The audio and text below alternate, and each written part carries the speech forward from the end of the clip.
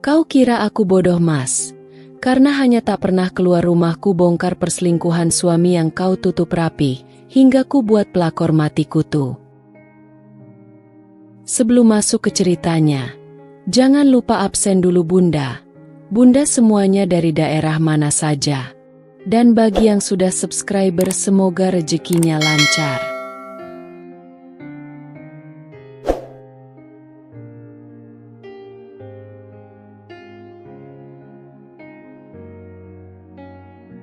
Di mata orang-orang, kehidupan rumah tangga Raka dan Nadine terlihat nyaris sempurna. Raka adalah seorang pria sukses yang bekerja di perusahaan besar sebagai seorang manajer pemasaran. Dia dikenal sebagai sosok pekerja keras, ambisius, dan bertanggung jawab dalam pekerjaannya. Dengan gaji yang besar, Raka mampu memberikan kehidupan yang nyaman bagi keluarganya. Sementara itu, Nadine adalah seorang ibu rumah tangga yang lembut dan penyabar. Sejak awal menikah, dia memutuskan untuk tidak bekerja dan lebih fokus mengurus rumah serta putri kecil mereka, Kela, yang baru berusia 5 tahun. Bagi Nadine, tidak ada kebahagiaan yang lebih besar daripada melihat suami dan anaknya hidup nyaman dan bahagia. Setiap pagi, rutinitas mereka selalu sama.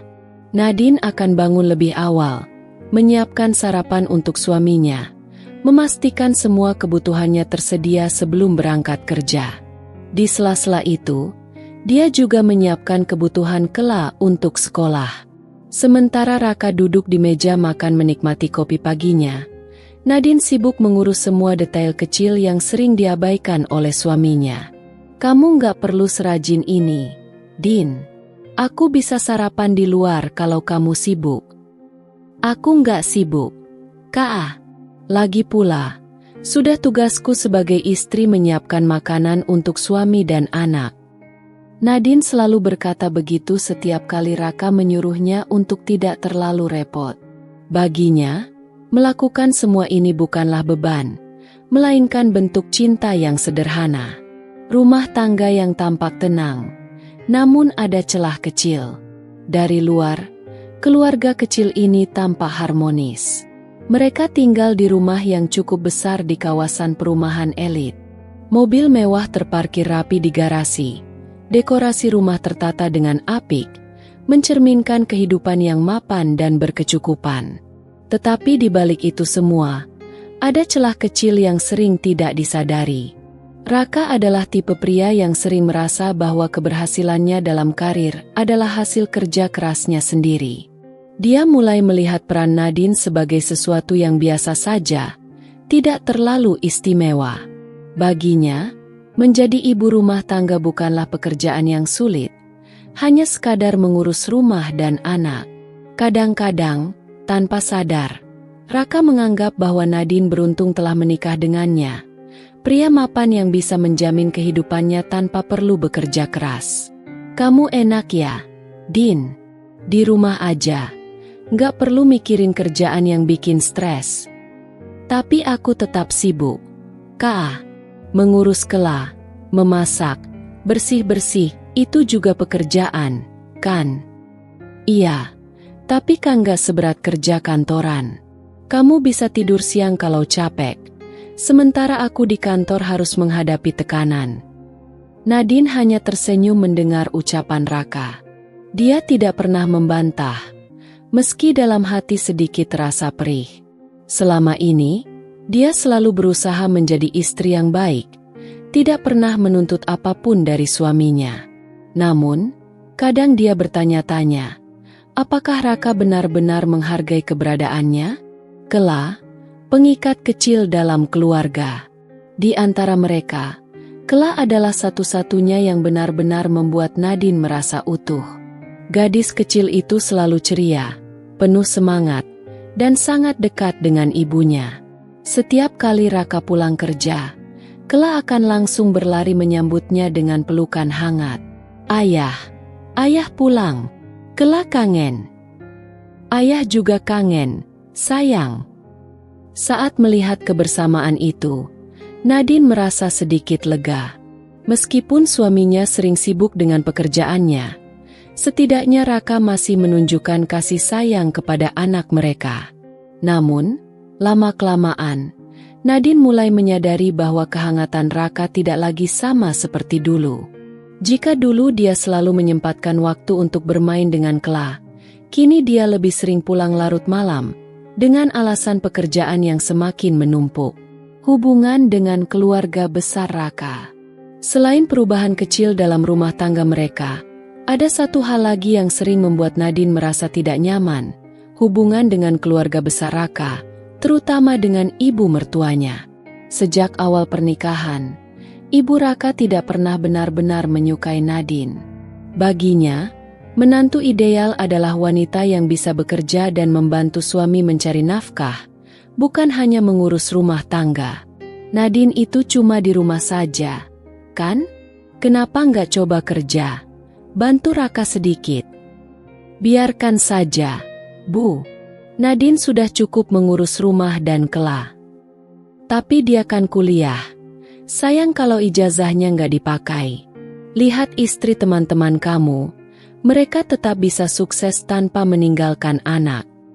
Nadine selalu bersikap sopan kepada ibu mertuanya, meskipun dia tahu bahwa wanita itu tidak pernah benar-benar menganggapnya sebagai bagian dari keluarga. Dia lebih sering dibanding-bandingkan dengan istri saudara iparnya yang bekerja di bank dan memiliki karir yang sukses. Bahkan, di beberapa acara keluarga, Nadine sering merasa diabaikan.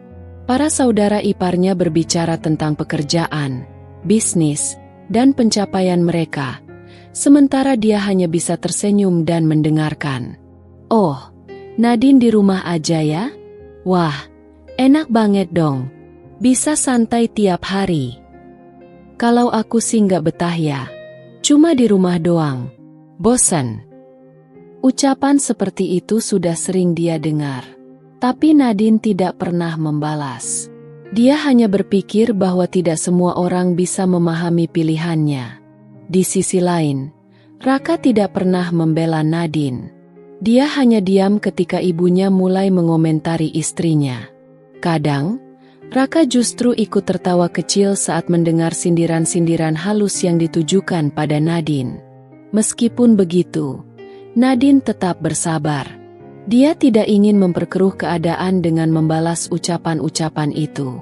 Baginya, yang terpenting adalah keluarganya tetap utuh dan anaknya tumbuh dalam lingkungan yang penuh kasih sayang. Permulaan dari sebuah perubahan. Seiring berjalannya waktu, Raka semakin larut dalam pekerjaannya. Jika dulu dia masih menyempatkan diri untuk sarapan bersama atau mengajak keluarganya jalan-jalan di akhir pekan, kini kebiasaannya mulai berubah. Nadine mulai terbiasa makan malam sendiri bersama Kla, sementara Raka entah ada di mana. Jika ditanya, dia selalu punya alasan.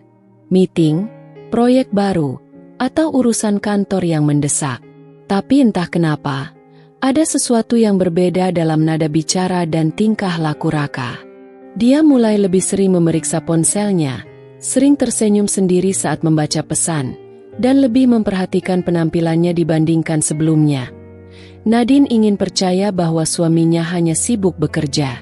Tetapi jauh di dalam hatinya, ada perasaan aneh yang perlahan mulai tumbuh. Dia hanya belum tahu bahwa perasaan itu akan segera berubah menjadi kenyataan pahit yang tidak pernah dia bayangkan sebelumnya.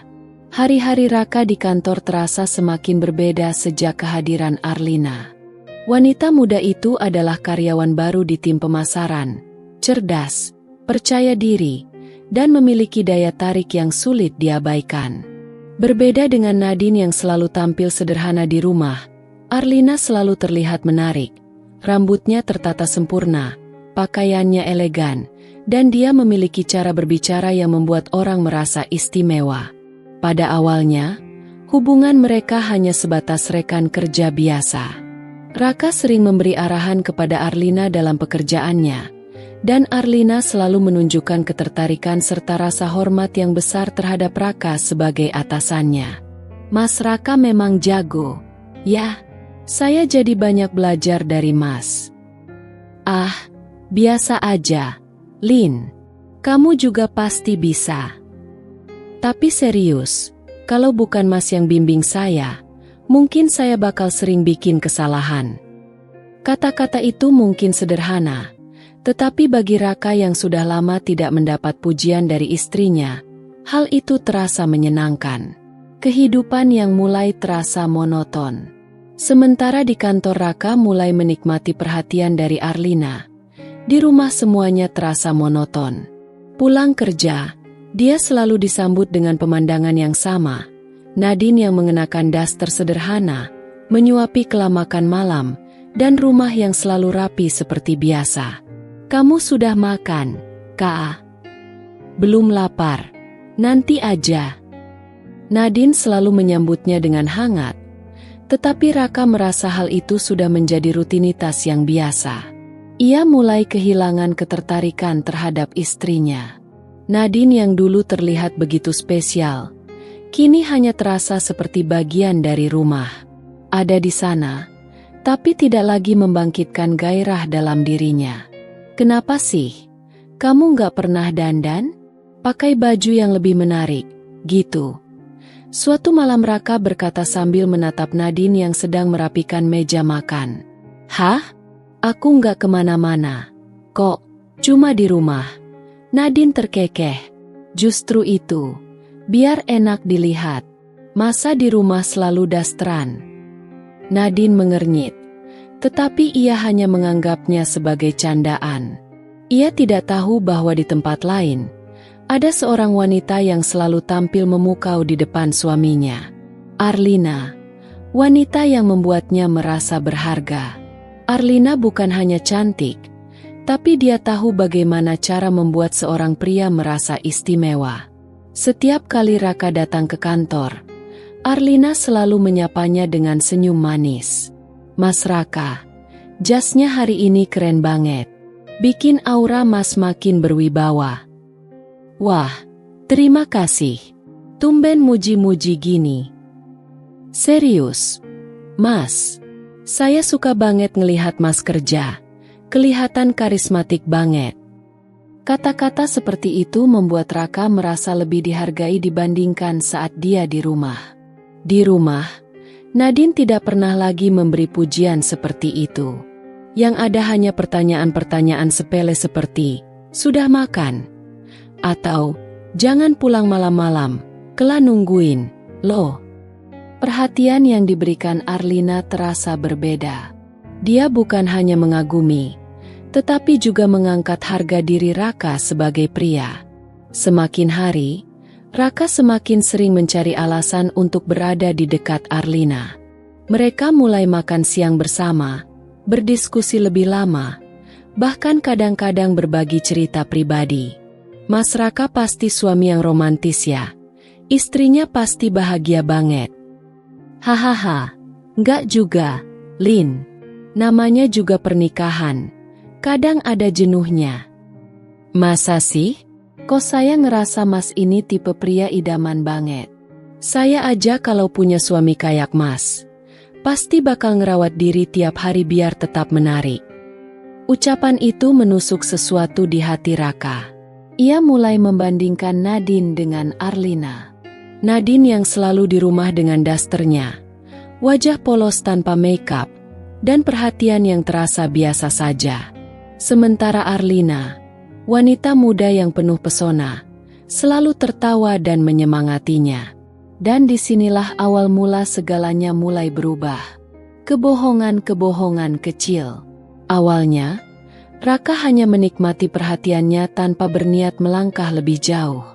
Tapi perasaan manusia tidak bisa dikendalikan begitu saja. Raka mulai sering pulang lebih larut dari biasanya. Jika dulu dia hanya pulang malam saat benar-benar ada pekerjaan mendesak, kini dia sering mencari alasan untuk tetap berada di kantor lebih lama, atau menghabiskan waktu di luar dengan Arlina. "Kak, kok belakangan ini sering pulang malam?" "Banyak kerjaan, Din. Deadline makin padat." "Kamu capek banget ya? Aku bikinin teh, deh." "Nggak usah repot-repot. Aku langsung tidur aja." Kebohongan kecil mulai menjadi bagian dari keseharian Raka.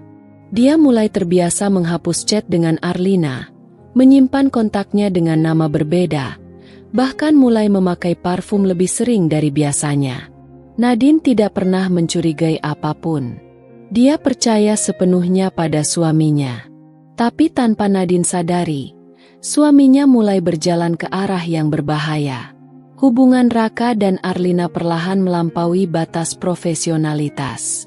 Awalnya, hanya sekadar perhatian dan obrolan ringan, tapi kini ada sesuatu yang lebih dalam, sesuatu yang membuat Raka berani melangkah lebih jauh.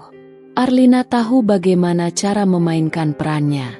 Dia tidak pernah mendesak atau memaksa, tapi dia cukup cerdas untuk membuat Raka merasa nyaman dan terlena. "Mas, besok kita meeting di luar kantor, ya? Sekalian makan siang bareng." "Meeting? Sama klien?" "Enggak, sih. Aku cuma mau bahas beberapa strategi pemasaran baru. Aku yakin Mas punya banyak ide brilian."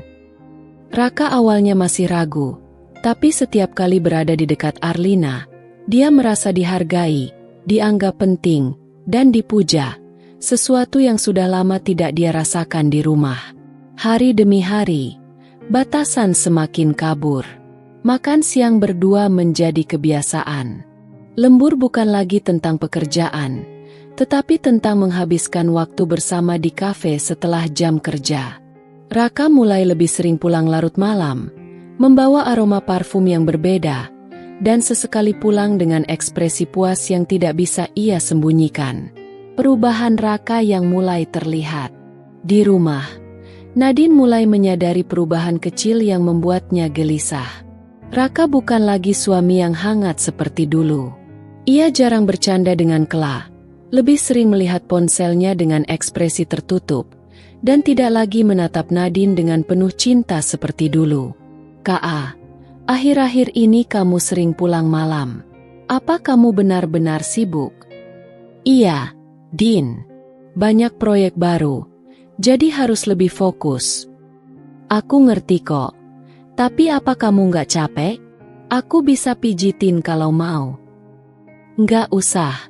Aku cuma butuh istirahat." Nadine menggigit bibirnya. Ia ingin percaya bahwa suaminya memang sibuk, tapi ada sesuatu yang terasa tidak beres. Raka dulu selalu ingin menghabiskan waktu bersamanya dan Kla. Sekarang, bahkan saat di rumah, pikirannya seperti ada di tempat lain. Saat Nadine sedang mencuci pakaian, ia menemukan sesuatu yang membuat dadanya berdebar. Selembar struk restoran mahal yang tidak pernah mereka kunjungi bersama.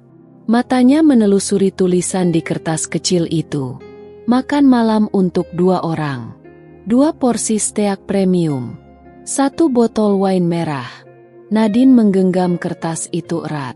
Siapa yang makan malam dengan Raka? Ia ingin bertanya, tapi ia menahan diri.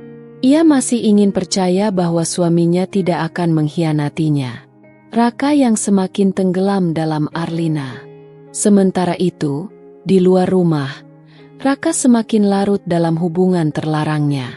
Arlina semakin berani menunjukkan perhatiannya di tempat kerja. Ia tidak lagi sekadar menggoda dengan kata-kata, tapi juga dengan sentuhan kecil, menyentuh lengan Raka saat berbicara, membenarkan dasinya, bahkan menatapnya dengan sorot mata yang sulit ditolak. Suatu malam, setelah menghabiskan waktu lebih lama di luar kantor, Arlina menatap Raka dengan senyum penuh arti. "Mas, kita kan sudah cukup dekat. Aku penasaran, Mas masih bahagia sama istri di rumah?" "Kenapa nanya gitu?" "Aku cuma heran. Mas itu pria hebat. Tapi kenapa kayak nggak dihargai? Kalau aku jadi istri Mas, aku pasti bakal bikin Mas merasa spesial setiap hari." Kata-kata itu langsung menembus ego Raka. Ia mulai berpikir, mungkin memang benar. Mungkin selama ini ia terlalu lama bertahan dalam pernikahan yang hambar. Kalau aku bilang aku nggak sebahagia dulu, kamu bakal percaya? Jadi benar? Mas nggak bahagia? Arlina mendekat. Suaranya lebih lembut. penuh kepedulian palsu. Aku nggak tahu, tapi aku merasa lebih dihargai saat bersamamu, Lin. Malam itu, batasan terakhir di antara mereka pun runtuh.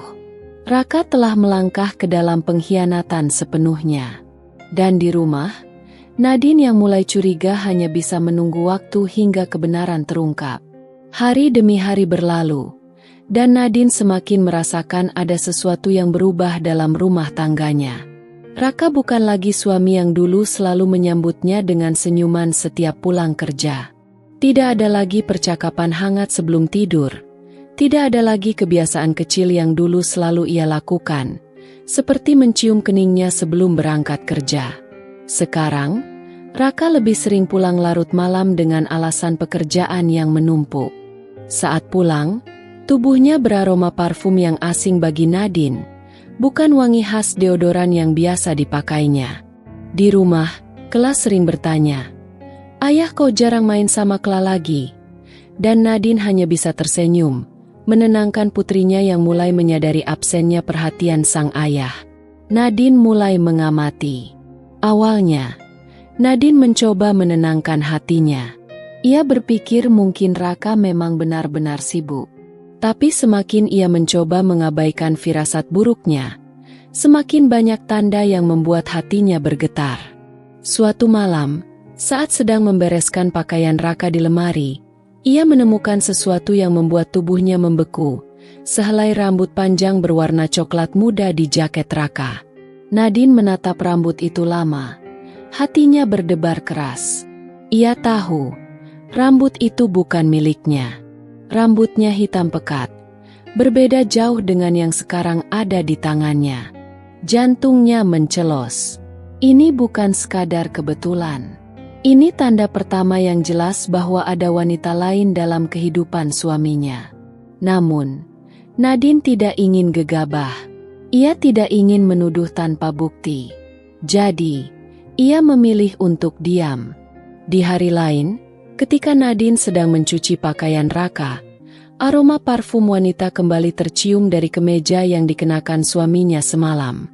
Wangi itu begitu menyengat. Jelas bukan aroma khas rumah mereka. Siapa pemilik wangi ini? Batinnya. Ia mulai diam-diam mengamati Raka, mencari perubahan sekecil apapun dalam sikapnya. Pesan singkat yang mencurigakan.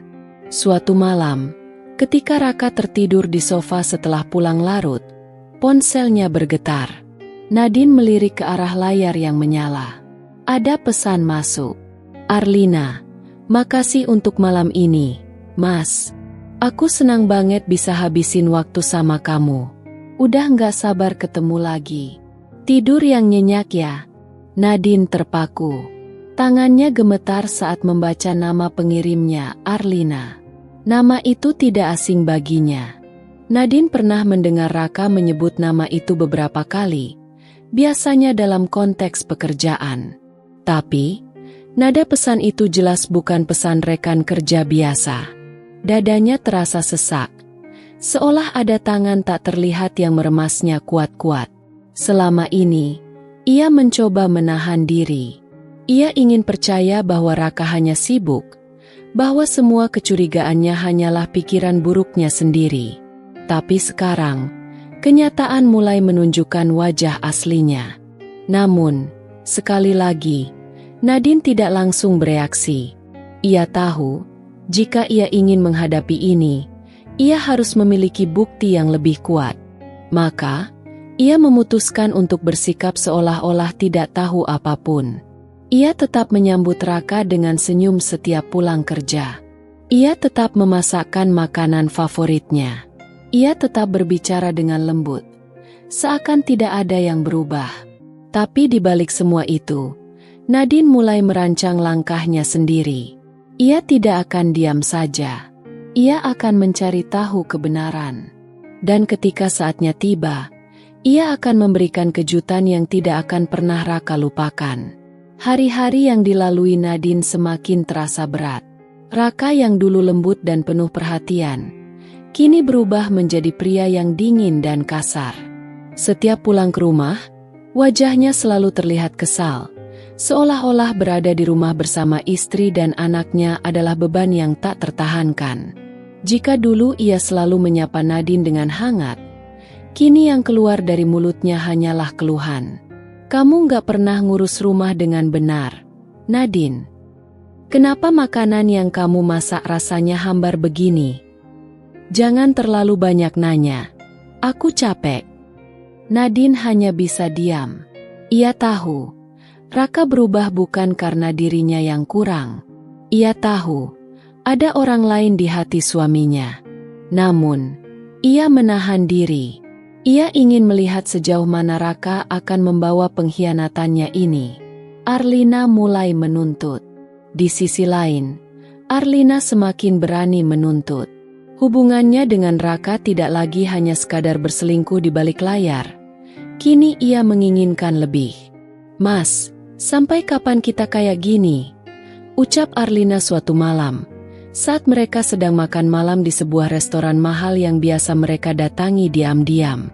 Raka yang sedang sibuk melihat ponselnya hanya menanggapi tanpa minat. Maksudmu? Arlina menatapnya dengan kesal. Aku nggak mau jadi orang ketiga terus. Aku mau kamu milik aku sepenuhnya.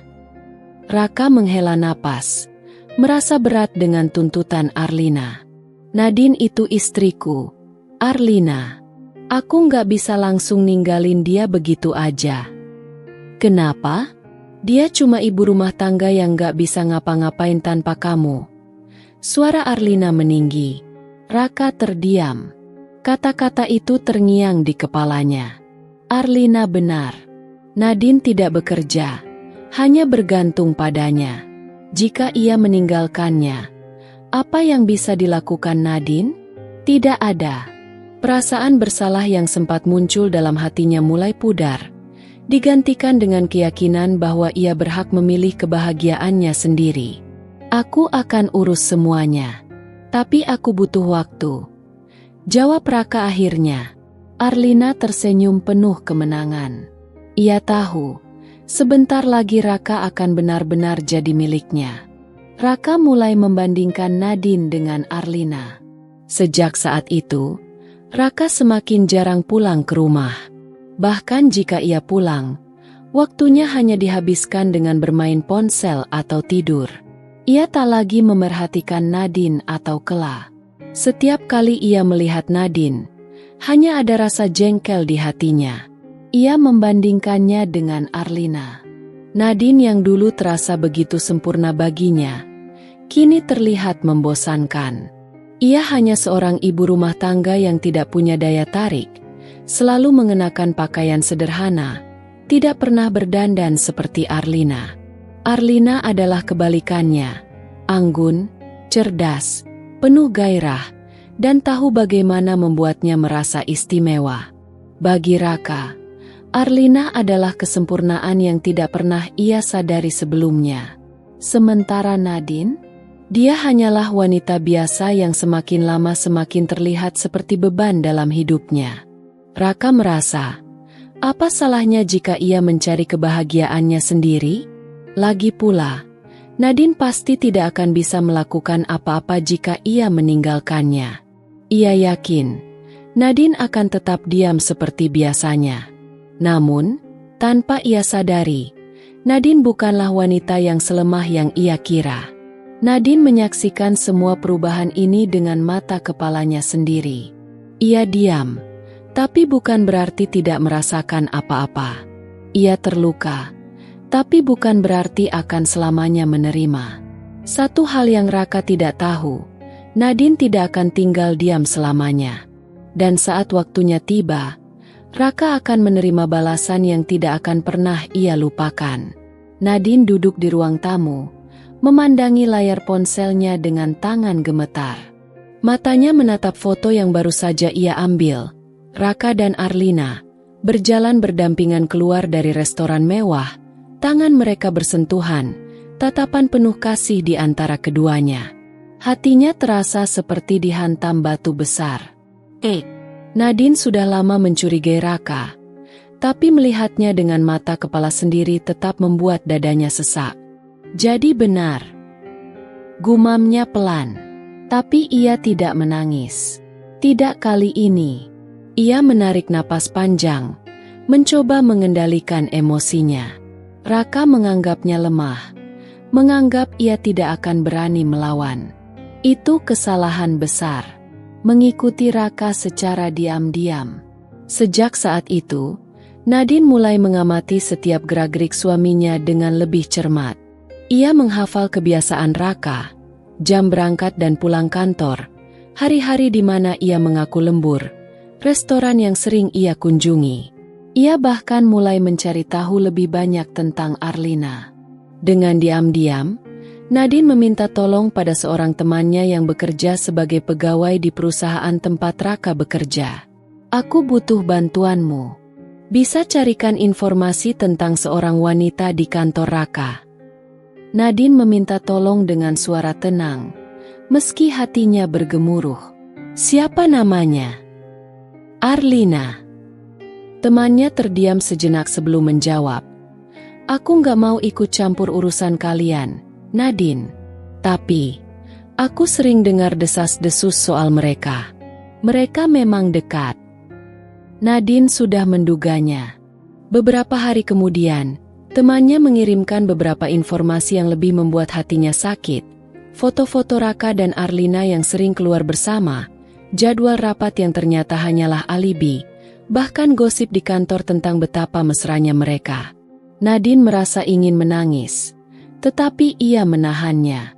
Ia tahu, menangis tidak akan mengubah apapun. Mengumpulkan bukti lebih banyak. Nadine tidak mau bertindak gegabah.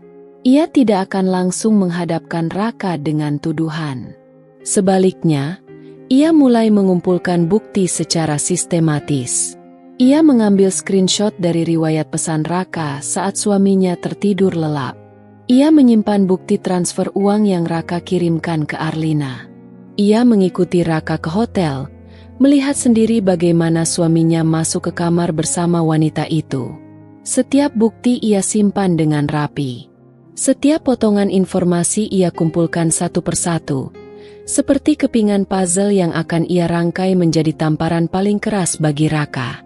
Namun, di hadapan suaminya, Nadine tetap berpura-pura tidak tahu apa-apa.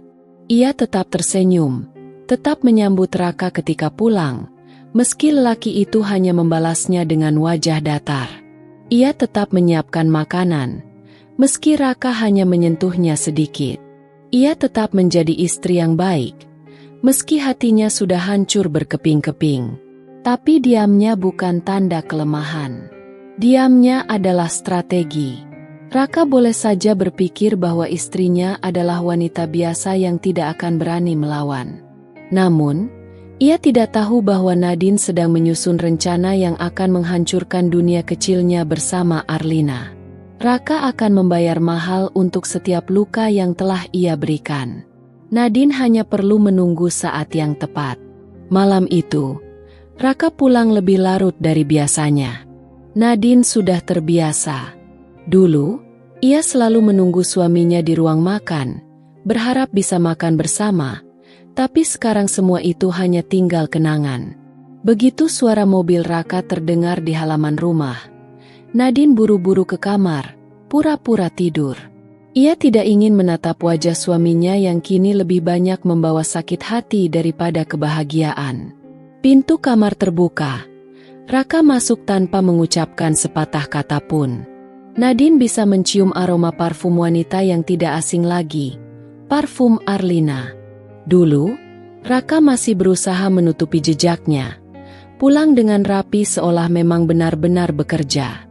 Tapi sekarang, ia bahkan tidak peduli jika Nadine mencium parfum itu. Sikapnya semakin terang-terangan. Raka mulai menjauh dengan sengaja. Keesokan harinya, Nadine terbangun dan melihat piring-piring di meja makan tetap utuh.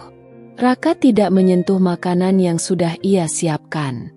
Di dapur, ia menemukan cangkir kopi yang masih penuh. Bahkan kopi buatanku pun sudah tidak diinginkannya lagi. Batin Nadine tersenyum pahit. Saat Raka turun ke ruang tamu, Nadine mencoba berbicara, berusaha setidaknya menjaga komunikasi.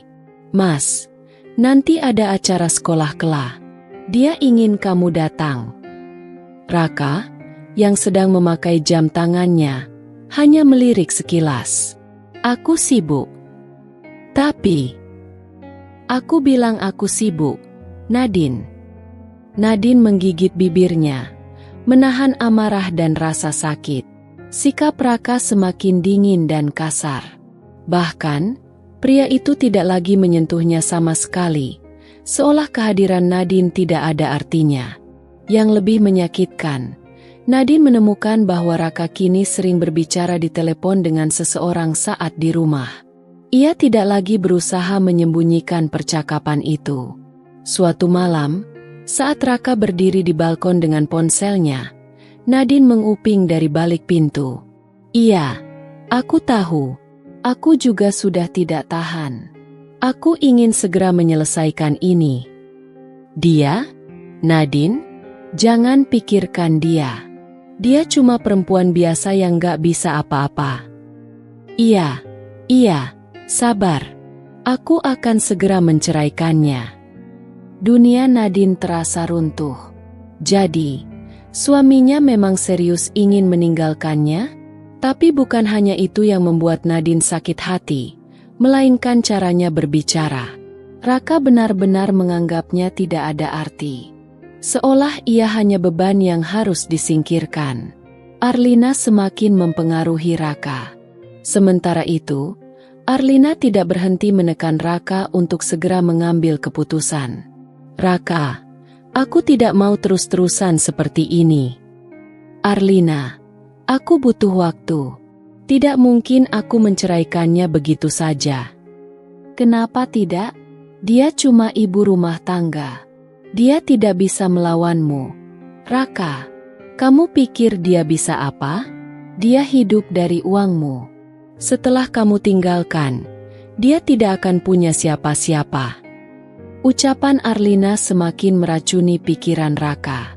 Dalam pikirannya, Nadine hanyalah wanita lemah yang tidak punya daya. Jika ia meninggalkannya, Nadine tidak akan punya pilihan selain menerima nasib. Dan itu membuatnya semakin berani. Raka mulai lebih sering menginap di luar, terkadang tidak pulang sama sekali. Jika Nadine bertanya, jawabannya selalu sama. Jangan ikut campur. Ia bahkan tidak lagi peduli dengan Kela, putri kecil mereka. Setiap kali anaknya bertanya, "Ayah kapan pulang?" Ia hanya menjawab dengan asal, "Ayah sibuk." Arlina semakin merasa di atas angin.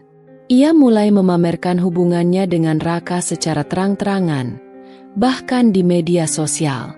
Meskipun Raka tidak terlalu menyukai itu, ia tidak bisa menolak karena Arlina selalu mengancam akan pergi jika Raka terus menggantung hubungan mereka. Sementara itu, Nadine tetap diam. Bukan karena ia lemah, tapi karena ia menunggu waktu yang tepat. Sebab, apa yang Raka dan Arlina tidak tahu adalah, Nadine sudah merencanakan sesuatu. Sesuatu yang akan membuat mereka menyesal seumur hidup. Malam itu, Nadine duduk di ruang kerja kecil di rumahnya, memandangi berkas-berkas di tangannya. Matanya tidak lagi berair. Tidak ada lagi isakan seperti malam-malam sebelumnya. Yang tersisa kini hanya tekad yang membara.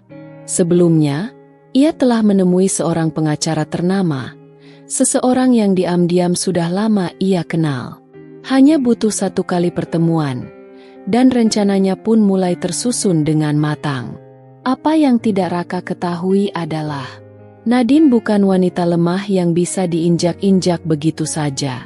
Sebuah kejutan yang Raka tak pernah tahu.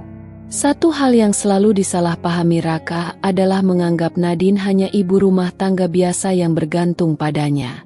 Tapi yang tidak Raka tahu, sebelum menikah dulu, Nadine sudah memiliki usaha sendiri, sebuah bisnis investasi properti yang ia kelola diam-diam bersama sahabatnya. Ketika menikah, ia tetap menjalankan bisnisnya tanpa sepengetahuan Raka, karena ia tahu suaminya tidak suka jika istrinya bekerja. Tapi kini, usaha itu bukan hanya berjalan, melainkan berkembang pesat.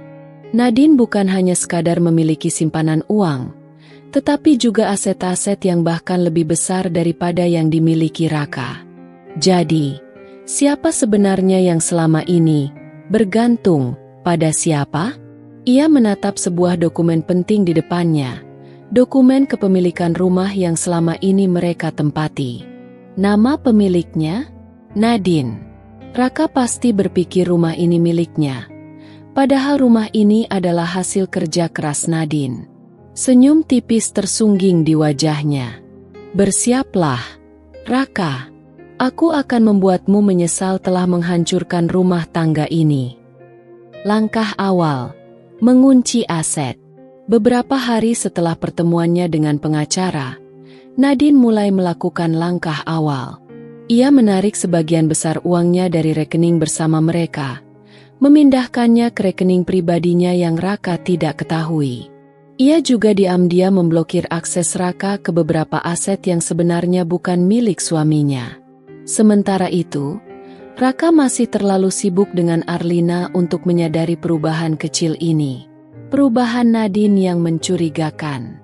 Raka mungkin mengira Nadine akan menangis dan memohon saat ia mulai mengabaikannya. Tapi anehnya, Nadine justru terlihat berbeda. Dia tidak lagi menanyakan kemana Raka pergi. Dia tidak lagi terlihat murung atau sedih. Bahkan, ia mulai lebih sering keluar rumah, berdandan lebih rapi, dan tampak lebih percaya diri.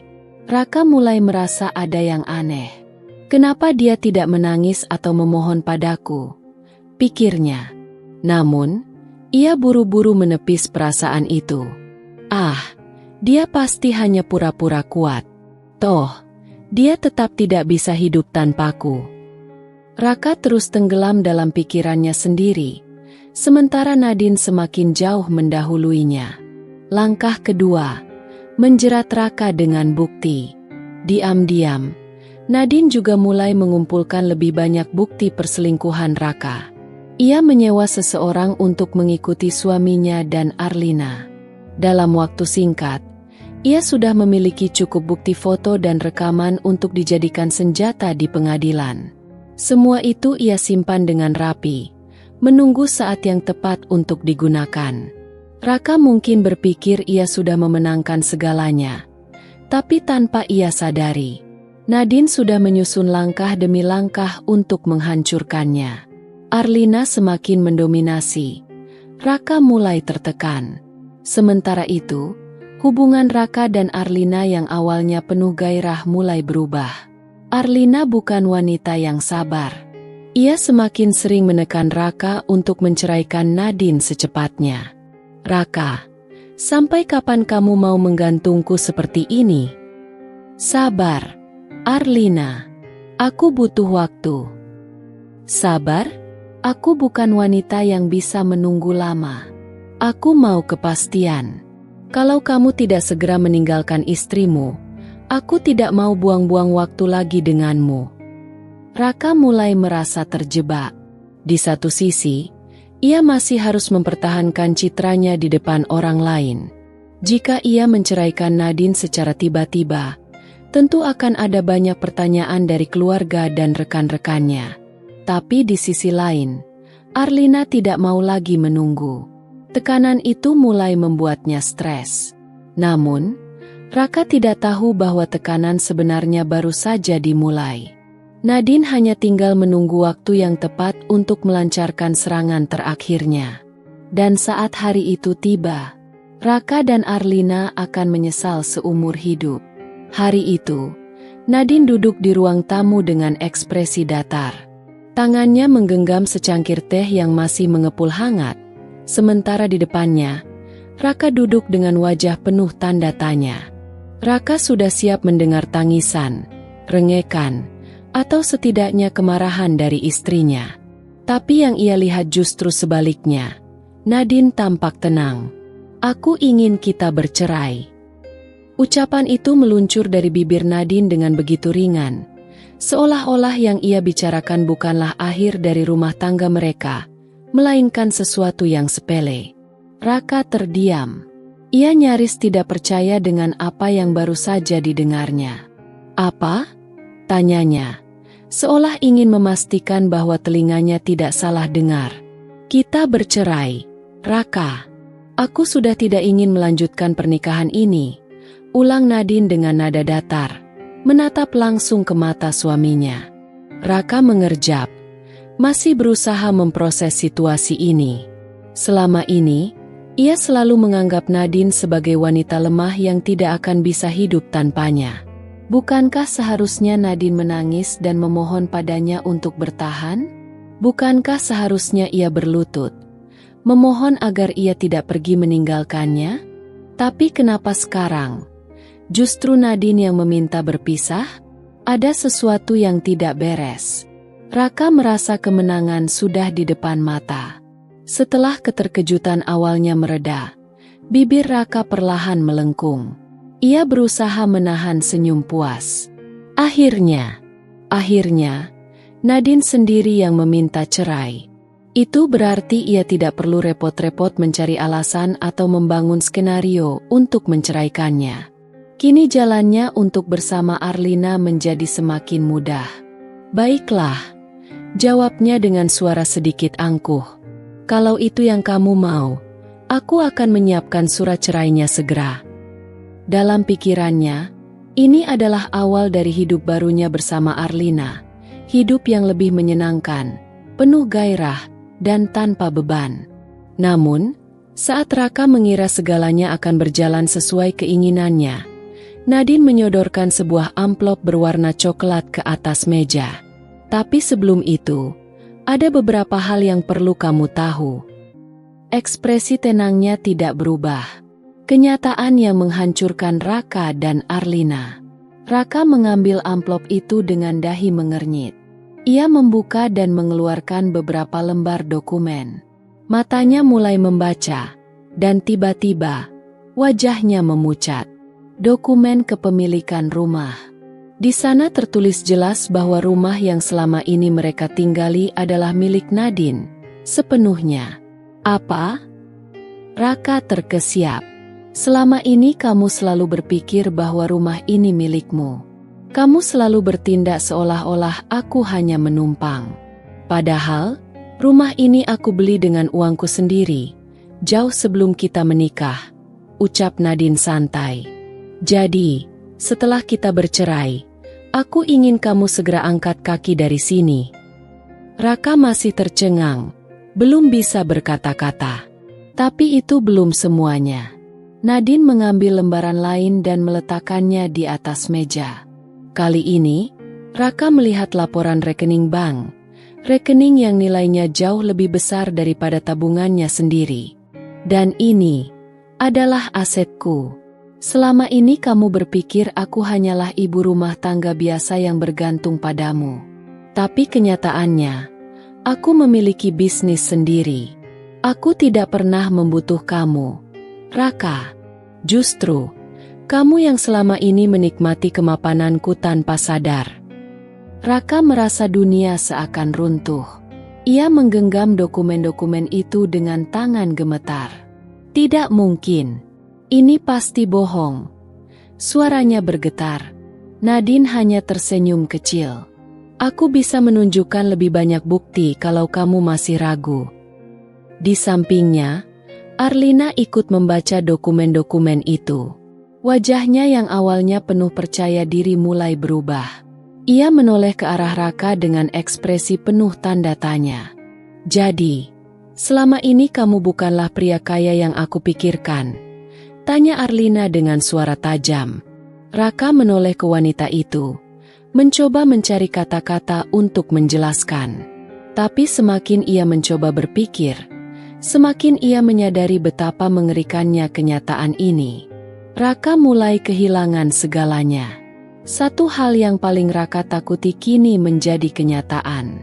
Ia tidak hanya kehilangan istri, tetapi juga kehilangan rumah, kehilangan kenyamanan, dan kehilangan harga dirinya. Dan yang lebih buruk, Arlina kini mulai melihatnya dengan cara yang berbeda.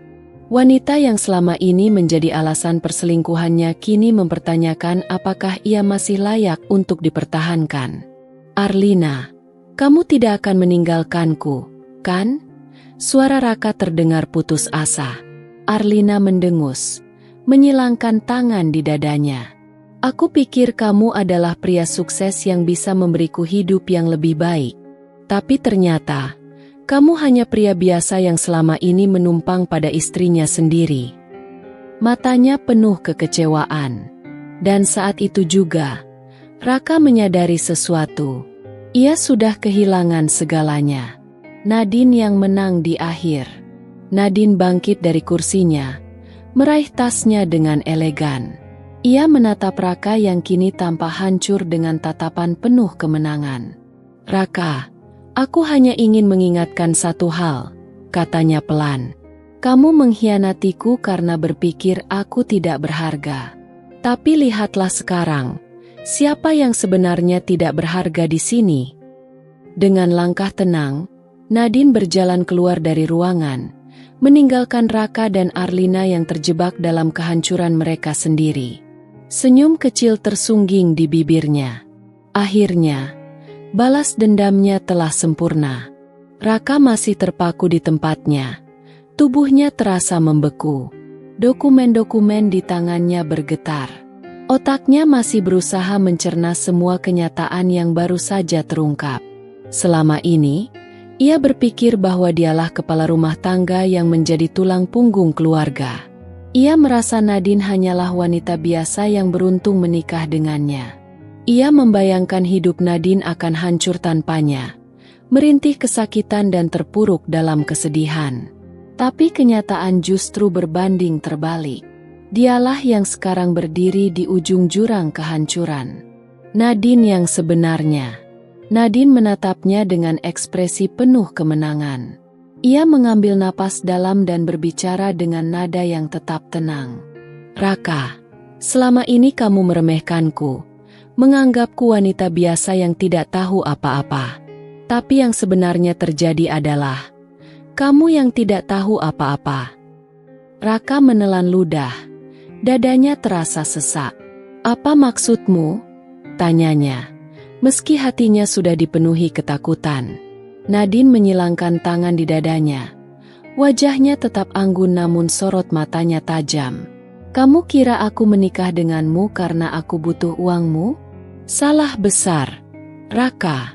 Aku memiliki warisan yang lebih dari cukup untuk menghidupiku. Bahkan jauh sebelum kita menikah.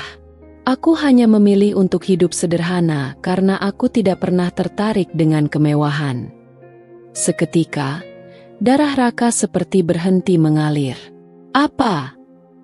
Nadine berjalan perlahan menuju meja dan mengeluarkan beberapa dokumen tambahan dari tasnya. Kali ini, dokumen-dokumen itu bukan hanya bukti kepemilikan rumah, tetapi juga surat tanah, sertifikat usaha, serta laporan keuangan bisnis yang menunjukkan angka yang membuat mata Raka terbelalak. Aku memiliki beberapa properti, saham di beberapa perusahaan besar, serta bisnis yang aku kelola sendiri. Sementara kamu, Nadine menatapnya dengan senyum mengejek. Kamu hanya hidup dari gaji bulanan yang bahkan tidak cukup untuk membayar setengah harga tas yang kupakai. Raka mundur selangkah. Keringat mulai membasahi dahinya. Ini tidak mungkin. Arlina yang sedari tadi diam, kini juga tampak tegang. Wanita itu mulai menyadari bahwa ia sudah salah langkah. Raka dihina dan diusir seperti anjing. Nadine menatap Raka dengan pandangan penuh rasa jijik. Aku sudah cukup bersabar selama ini, Raka. Tapi sekarang, aku ingin kamu segera keluar dari rumahku. Raka terbelalak. Tunggu, Nadine. Aku bisa menjelaskan. Namun, Nadine hanya tertawa kecil. Menjelaskan apa? Bahwa selama ini kamu hanya menumpang hidup denganku? Bahwa kamu ingin menceraikanku agar bisa bersama selingkuhanmu? Sekarang, setelah tahu siapa aku sebenarnya, kamu ingin mengubah keadaan? Terlambat, Raka. Arlina, yang menyadari situasi semakin memburuk, mencoba menyentuh lengan Raka. Sayang, ayo kita pergi dulu, kita bisa bicara nanti. Namun, Nadine menoleh padanya dengan tatapan penuh penghinaan. "Oh, jadi kamu masih mau membawa pria ini setelah tahu dia bukan siapa-siapa?" Arlina terdiam. Raut wajahnya menunjukkan kebimbangan. Sebelumnya, ia sangat yakin Raka adalah pria sukses. Tapi sekarang, semua yang ia percayai terbukti salah. Sementara itu, Raka mulai panik. Ia tahu Nadine bukan tipe wanita yang asal bicara. Jika Nadine mengusirnya, dia benar-benar tidak punya tempat tinggal. "Nadine, kita bisa bicara baik-baik, kan?" Raka mencoba mengulur waktu. Tapi Nadine hanya tersenyum sinis. "Tidak ada lagi yang perlu dibicarakan. Aku beri kamu waktu 10 menit untuk mengemas barang-barangmu dan keluar dari rumah ini." Raka masih berusaha membantah, tetapi Nadine melangkah ke pintu depan, membukanya lebar-lebar, lalu menoleh dengan tatapan dingin. "Keluar, Raka, sekarang." Akhir dari Raka dan Arlina. Raka menoleh ke Arlina, mencari harapan terakhir. Tapi yang ia lihat adalah wajah penuh keraguan. Arlina bukan wanita bodoh. Jika Raka bukan pria kaya, lalu apa gunanya ia tetap bersamanya? "Maaf, Raka, tapi aku rasa hubungan kita cukup sampai di sini," ujar Arlina pelan. "Apa?" Raka menatapnya dengan mata melotot. "Kamu tidak bisa meninggalkanku." Arlina hanya mendesah panjang. "Aku mencari pria yang bisa memberiku kenyamanan, bukan beban. Dan kalau yang selama ini kamu pamerkan ternyata bukan milikmu, lalu apa yang bisa kamu tawarkan padaku?" Tanpa menunggu lebih lama, Arlina berbalik dan pergi. Raka hanya bisa menatapnya dengan syok. Dalam satu malam, ia kehilangan segalanya. Istri yang ia hianati ternyata jauh lebih kuat darinya. Rumah yang ia tinggali ternyata bukan miliknya. Kekasih gelapnya meninggalkannya tanpa ragu. Dan kini, ia berdiri di luar rumah dengan koper kecil di tangannya, tanpa tahu harus pergi kemana. Nadine menutup pintu rumahnya dengan perasaan puas. Hari ini, ia menang. Kehidupan Raka mulai runtuh. Malam itu, Raka berdiri di depan rumah Nadine dengan wajah kosong. Tangannya masih menggenggam koper kecil berisi pakaian seadanya. Tidak ada tempat untuk pulang. Tidak ada seseorang yang menyambutnya.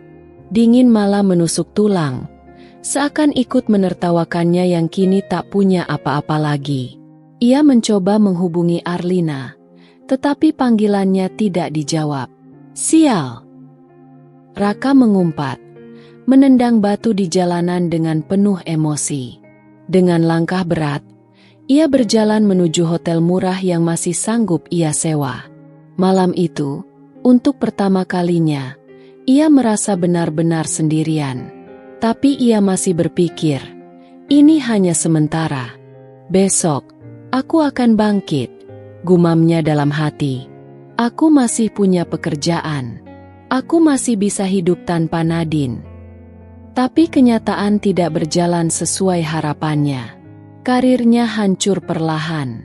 Hari berikutnya, Raka tiba di kantornya dengan wajah lesu. Tanpa menyadari bahwa kabar perceraiannya sudah menyebar lebih cepat dari yang ia duga. Dengar-dengar si Raka diusir dari rumah istrinya, ya? Katanya selama ini dia cuma numpang hidup sama istrinya, makanya sekarang jatuh miskin. Arlina juga ninggalin dia? Pantesan mukanya kusut begitu. Raka menggertakkan giginya. Ia melangkah ke ruangannya dengan amarah membara. Ia harus fokus bekerja. Ini satu-satunya yang tersisa dalam hidupnya. Namun, belum sempat ia mulai bekerja, atasannya memanggilnya. "Raka, kita perlu bicara." Di dalam ruangan, sang atasan menatapnya dengan ekspresi serius. "Aku sudah meninjau beberapa laporan kerjaanmu dalam beberapa bulan terakhir. Ada banyak sekali kesalahan yang kamu buat. Tetapi Pak, saya bisa memperbaikinya." Kami tidak bisa terus menoleransi ini, Raka. Jika dalam 1 bulan kamu tidak menunjukkan perbaikan, maka kami terpaksa akan mengambil tindakan tegas. Dadanya berdegup kencang. Dulu, ia selalu berpikir posisinya aman. Tapi setelah kehilangan Nadine, segala kesalahannya mulai terlihat dengan jelas. Selama ini, ia terlalu sibuk berselingkuh. Terlalu sibuk menikmati kehidupan yang ia kira sempurna. Dan kini, ia sedang menuju jurang kehancuran. Arlina mulai menunjukkan wajah aslinya. Setelah hari yang buruk di kantor, Raka mencoba menemui Arlina di apartemennya. Ia butuh seseorang untuk bersandar.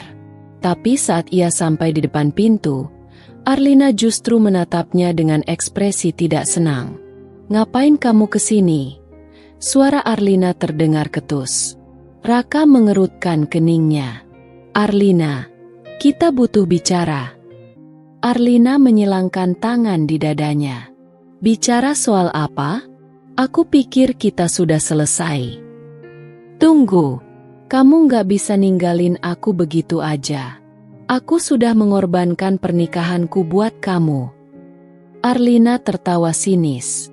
"Oh, jadi kamu pikir aku akan tetap bertahan sama pria yang gak punya apa-apa? Maaf, Raka, aku bukan tipe wanita yang mau hidup susah. Jadi selama ini kamu cuma manfaatin aku." Suara Raka meninggi. "Dan kamu pikir kamu gak pernah manfaatin aku? Jangan naif.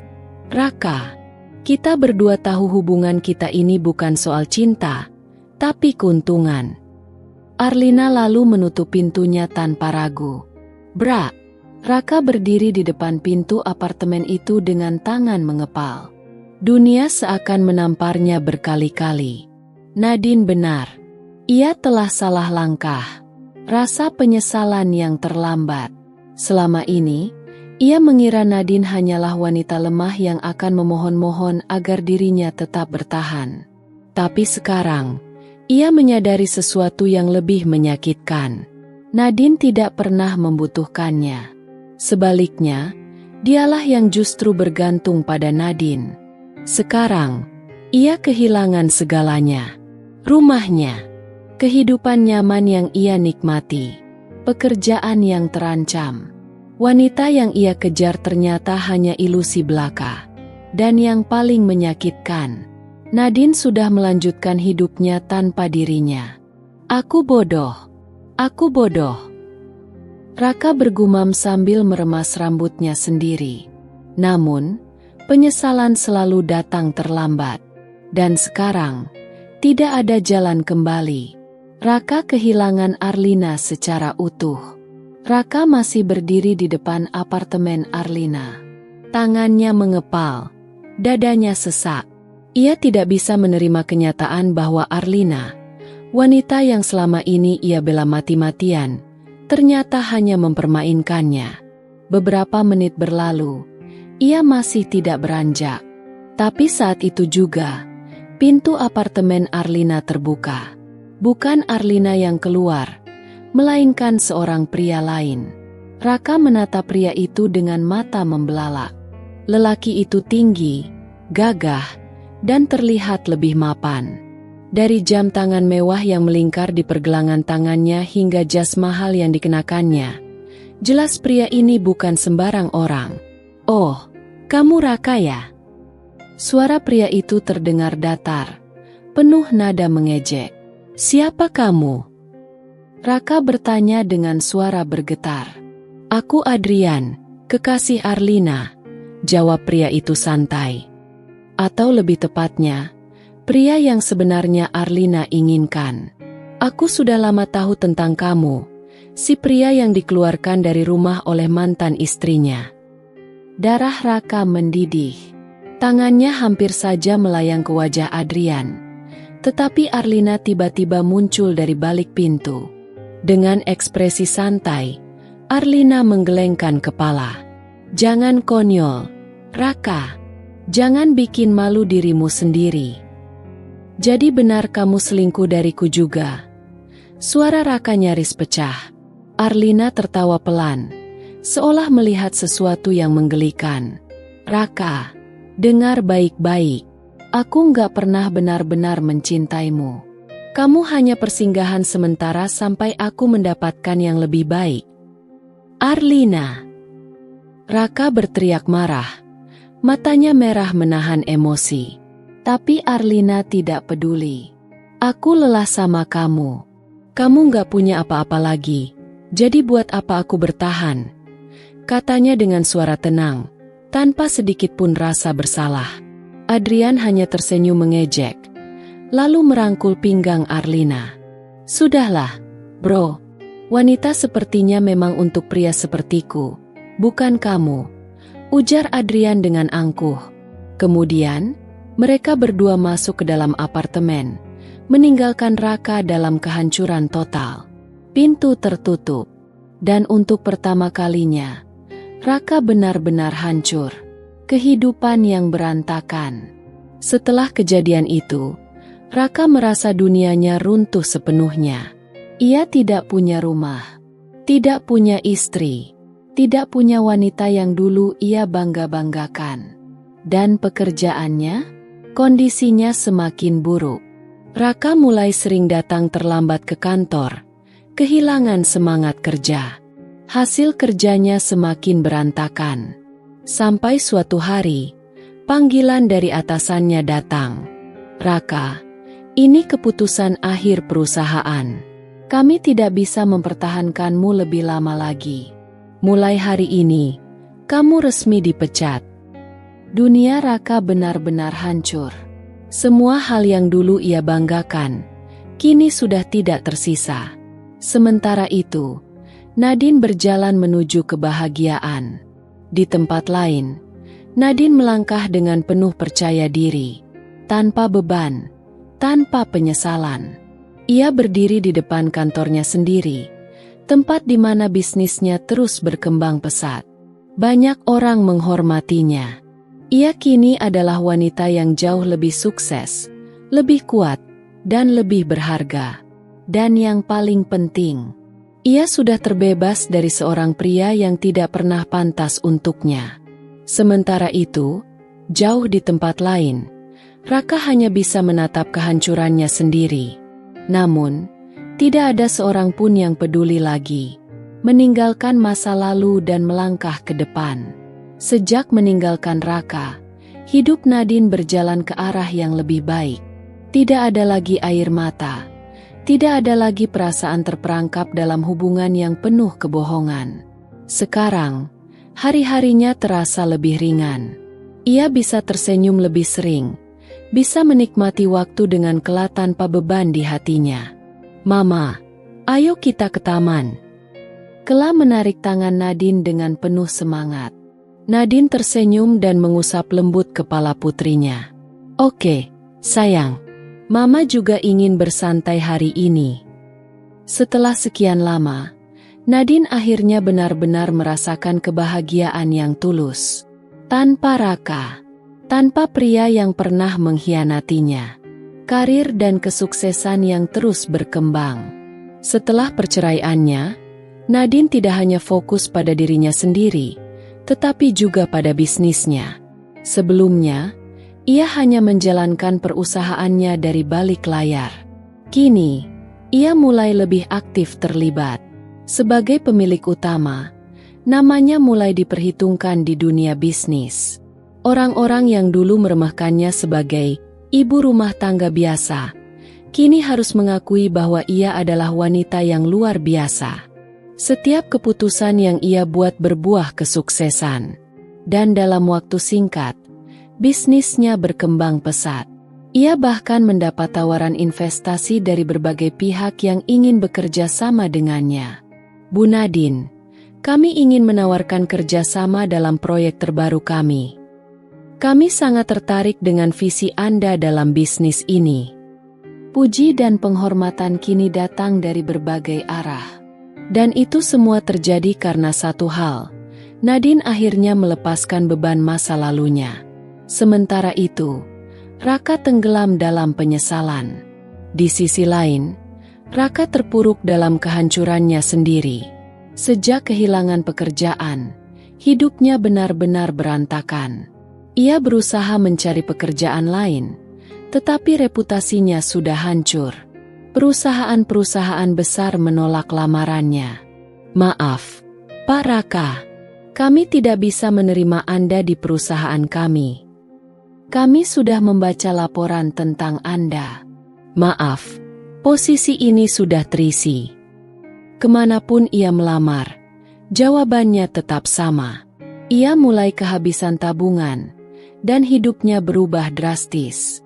Dulu, ia bisa bersantai di rumah mewah bersama Nadine. Sekarang, ia harus menghitung setiap rupiah yang tersisa untuk bisa makan.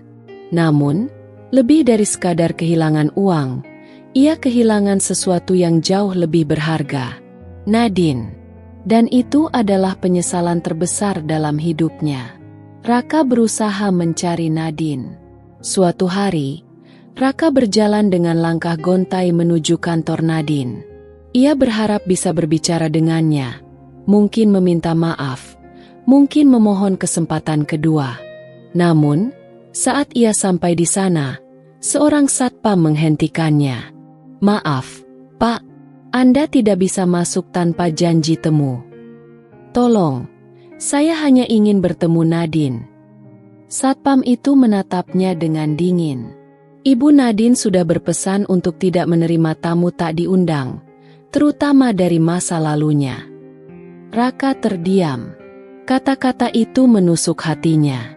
Nadine benar-benar sudah melupakannya, dan tidak ada lagi tempat untuknya di dalam hidupnya.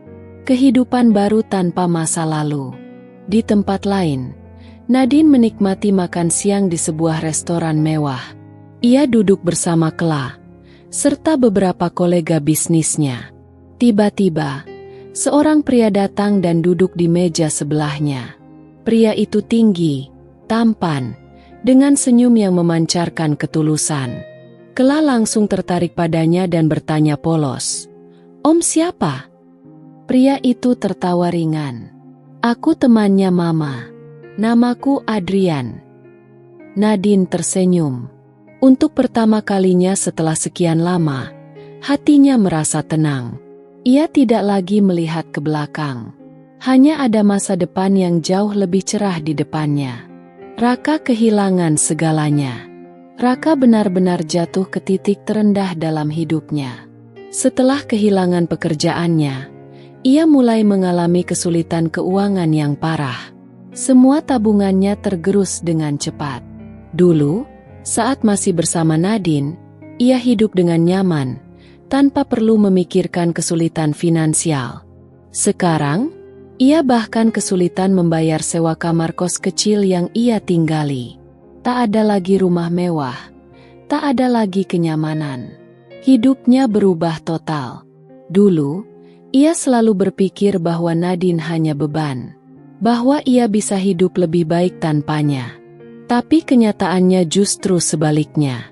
Tanpa Nadine, hidupnya hancur berkeping-keping. Arlina mendapat karma yang pantas, sementara itu, Arlina juga mengalami nasib yang tak jauh berbeda. Setelah Raka kehilangan pekerjaan, Arlina mulai menjaga jarak. Awalnya, ia masih bertahan, berharap Raka bisa bangkit lagi. Namun, setelah berbulan-bulan melihat Raka gagal mendapatkan pekerjaan, kesabarannya habis. "Aku gak bisa terus-terusan hidup begini, Raka," ucap Arlina dengan nada dingin. Raka menatapnya dengan putus asa. "Jadi kamu mau pergi begitu saja? Setelah semua yang kita lalui?" Arlina tertawa sinis. "Lihat dirimu sekarang. Kamu gak punya apa-apa lagi. Buat apa aku bertahan?" Dan dengan tanpa rasa bersalah, Arlina meninggalkan Raka begitu saja. Namun, karma tak butuh waktu lama untuk menghampiri Arlina. Tak lama setelah meninggalkan Raka, ia menemukan pria lain, seorang pengusaha kaya yang terlihat menjanjikan. Arlina berpikir hidupnya akan lebih baik. Namun, pria itu hanya mempermainkannya. Setelah beberapa bulan, pria itu membuangnya begitu saja. Arlina tak punya siapa-siapa lagi. Ia mencoba mencari Raka, berharap masih bisa memanipulasinya seperti dulu. Tapi sudah terlambat. Raka juga sudah hancur. Dan kini, mereka berdua hanya menjadi dua orang yang kalah dalam permainan yang mereka buat sendiri. Raka ingin kembali, tapi sudah terlambat. Dalam keputusasaannya, Raka mulai mencari cara untuk menemui Nadine. Setiap hari, ia berdiri di depan kantor Nadine, berharap bisa berbicara dengannya. Namun, Nadine sudah menutup semua akses untuknya. Bahkan, ia mencoba menghubungi Nadine melalui pesan dan telepon. Namun, semuanya diabaikan. Suatu hari, Raka memberanikan diri untuk menemui Nadine secara langsung. Ia berhasil masuk ke lobi kantor Nadine, tetapi sebelum sempat naik ke atas, Satpam sudah menghampirinya. "Pak Raka, silakan keluar. Anda tidak diizinkan bertemu dengan Ibu Nadine." "Tolong, aku hanya ingin bicara dengannya sekali saja." Raka memohon dengan suara lemah. Satpam itu menatapnya dengan dingin. "Ibu Nadine sudah membuat keputusan. Anda bukan bagian dari hidupnya lagi." Raka merasa dunia semakin menolaknya. Dengan langkah berat, ia meninggalkan tempat itu. Nadine melihat Raka hancur, tanpa rasa kasihan. Sementara itu, Nadine mulai mendengar kabar tentang kehancuran Raka. Orang-orang mulai berbicara tentang bagaimana Raka kehilangan segalanya. Bagaimana Arlina meninggalkannya. Bagaimana ia hidup dalam kesulitan. Tapi, yang mengejutkan, Nadine tidak merasa kasihan. Dulu, mungkin ia akan menangis dan merasa bersalah. Namun sekarang, ia tidak merasakan apapun. Raka hanya seseorang dari masa lalunya. Dan masa lalu itu sudah terkubur selamanya. Kehidupan baru yang lebih tenang. Setelah semua yang terjadi, Nadine akhirnya bisa bernapas lega. Ia tidak lagi hidup dalam tekanan pernikahan yang menyakitkan. Kini, hidupnya hanya berpusat pada dirinya sendiri dan Kla. Ia mulai melakukan hal-hal yang dulu tak pernah bisa ia lakukan karena terlalu sibuk mengurus Raka. Pagi-paginya lebih damai. Tak ada lagi pertengkaran. Tak ada lagi perasaan tertekan. Setiap pagi, Nadine menghabiskan waktu dengan Kla. Mereka berjalan-jalan di taman, menikmati sarapan bersama, dan tertawa lepas tanpa ada beban. Sore harinya, Nadine sibuk di kantornya, mengelola bisnisnya yang semakin berkembang. Tak ada lagi waktu yang terbuang untuk menangisi seseorang yang tidak pernah menghargainya. Kini, ia hidup untuk dirinya sendiri. Dan itu adalah perasaan yang sangat melegakan. Karir dan bisnis yang berkembang. Dulu, saat masih bersama Raka, Nadine lebih banyak berdiam diri di balik bayang-bayangnya. Tapi sekarang, ia bangkit dan menunjukkan siapa dirinya sebenarnya. Ia memperluas bisnis yang diwariskan keluarganya. Bukan hanya itu, ia juga mulai mengembangkan bisnis baru di bidang properti. Semua orang mulai melihatnya bukan hanya sebagai mantan istri Raka, tapi sebagai sosok wanita yang tangguh dan berpengaruh. Setiap kali ada acara bisnis atau gala dinner, Nadine selalu tampil elegan dan percaya diri. Orang-orang terpesona dengan kecerdasannya, bukan hanya sekadar penampilannya. Ia benar-benar telah berubah menjadi versi terbaik dari dirinya. Pertemuan tak terduga dengan Raka. Suatu hari, saat Nadine menghadiri acara pertemuan bisnis di sebuah hotel mewah, ia tak sengaja melihat seseorang yang familiar. Seseorang yang dulu pernah begitu dekat dengannya. Raka. Tapi ia bukan lagi Raka yang dulu. Kini, ia terlihat berantakan. Pakaiannya kusut, wajahnya lusuh, dan tatapannya kosong. Saat Raka melihat Nadine, ia membeku di tempat. Nadine, di sisi lain, hanya tersenyum kecil dan tetap berjalan melewatinya. Seolah-olah ia hanyalah bayangan dari masa lalu. Namun, Raka tidak bisa membiarkannya pergi begitu saja. Ia buru-buru mengejarnya. "Nadine, tunggu!" Nadine menghentikan langkahnya, lalu berbalik. Tatapannya datang dari seseorang yang tak lagi peduli. "Ada apa?" tanyanya datar. Aku mau bicara sama kamu," ucap Raka dengan suara bergetar. Nadine hanya tersenyum tipis. "Kita tidak punya urusan lagi, Raka. Tolong." "Aku tahu aku salah." Raka mencoba meraih tangannya, tetapi Nadine segera menarik diri. "Kesalahanmu bukan urusanku lagi." Tanpa berkata apa-apa lagi, Nadine melangkah pergi. Raka hanya bisa menatap punggungnya yang semakin menjauh. Dan di saat itulah, ia benar-benar sadar. Ia telah kehilangan wanita terbaik dalam hidupnya. Dan tak ada cara untuk mendapatkannya kembali. Karma selalu bekerja dengan caranya sendiri. Hidup selalu penuh kejutan. Ada kalanya orang yang paling kita remehkan justru menjadi orang yang paling sukses. Dan ada kalanya, mereka yang paling menyakiti justru berakhir dengan kehancuran. Itulah yang terjadi pada Raka dan Nadine. Nadine telah menemukan kebahagiaannya sendiri. Dan Raka? Ia hanya bisa hidup dalam penyesalan. Namun, satu hal yang pasti, karma selalu bekerja dengan cara yang tidak terduga. Sejak kehilangan segalanya, hidup Raka berubah drastis. Dulu, ia adalah pria yang dihormati, hidup di rumah mewah, dan menikmati fasilitas dari harta Nadine. Tapi kini, semua itu tinggal kenangan. Ia kehilangan pekerjaannya karena kasus korupsi kecil yang terungkap.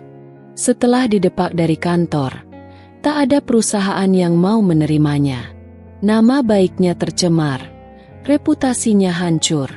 Akhirnya, ia terpaksa mencari pekerjaan serabutan hanya untuk bertahan hidup.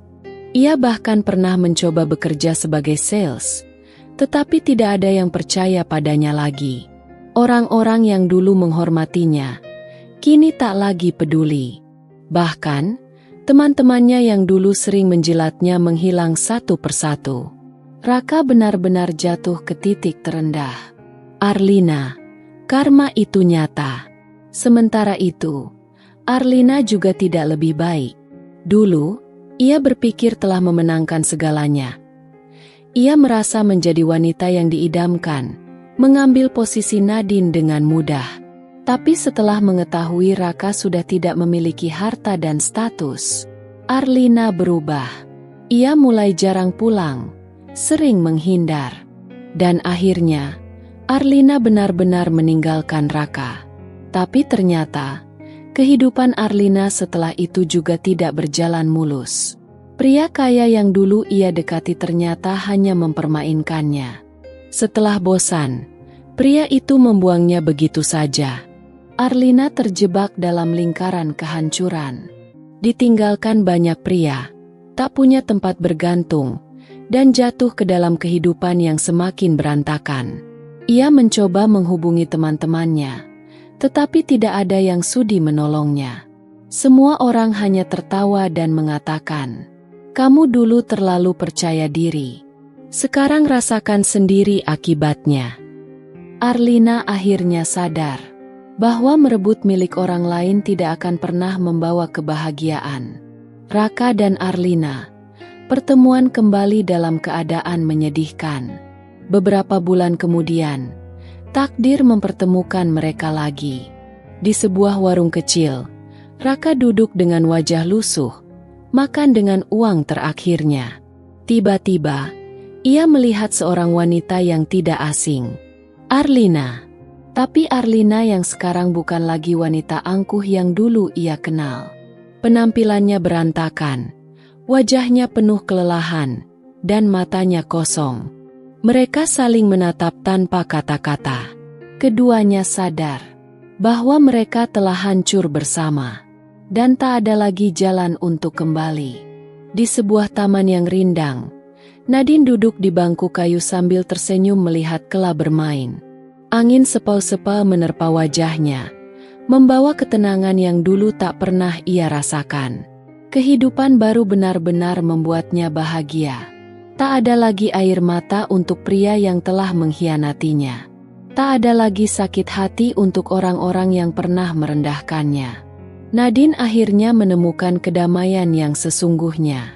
Ia tidak pernah menyesal telah berpisah dengan Raka. Justru, itu adalah keputusan terbaik dalam hidupnya. Sementara itu, di sudut lain kota, Raka duduk termenung di sebuah kontrakan sempit. Ia membuka ponselnya yang retak, menatap foto lama Nadine dan Kla. Air matanya jatuh tanpa bisa ia tahan. Penyesalan itu nyata, tapi semuanya sudah terlambat. Ia pernah memiliki keluarga yang penuh cinta, tetapi keserakahan telah membuatnya kehilangan segalanya. Di sisi lain, Arlina juga mengalami nasib yang sama. Ditinggalkan, kehilangan segalanya, dan tak punya siapa-siapa. Dulu ia begitu angkuh, tetapi sekarang ia hanya wanita biasa yang tersesat dalam kehancuran hidupnya. Karma bekerja dengan caranya sendiri, dan semua yang dilakukan di masa lalu akan selalu memiliki balasannya. Nasihat dari kisah ini, kita belajar bahwa kesetiaan adalah anugerah yang harus dijaga. Jangan pernah mengkhianati orang yang tulus mencintaimu, karena sekali kepercayaan itu dihancurkan, tidak akan ada jalan untuk kembali. Harta, rupa, dan status mungkin terlihat menggiurkan, tetapi cinta sejati tidak bisa dibeli dengan semua itu. Dan ingatlah, setiap perbuatan memiliki konsekuensinya. Apa yang kita tanam, itulah yang akan kita tuai. Salam penutup. Terima kasih telah mengikuti kisah ini. Semoga cerita ini memberikan pelajaran berharga dan menyentuh hati. Jangan pernah meremehkan kesabaran seseorang, karena ketika ia bangkit, tak akan ada yang bisa menghentikannya. Sampai jumpa di kisah selanjutnya.